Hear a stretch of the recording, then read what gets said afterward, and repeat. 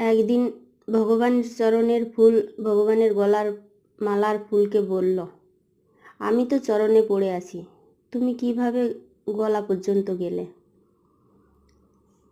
তখন গলার ফুলটা বলল, আমিও এমনি এমনি আসতে পারিনি গলা পর্যন্ত, আমাকেও শুয়ের ভিতর দিয়ে আসতে হয়েছে।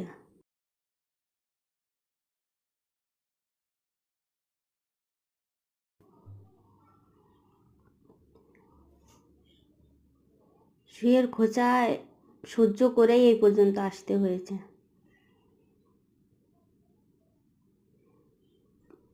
যে কোনো কিছুই পাওয়ার জন্য একটু কষ্ট তো করতেই হয়। কষ্ট না পেলে কোনো কিছুই সম্ভব না। সবচেয়ে বড় কথা, সহ্য করার ক্ষমতা থাকতে হয়।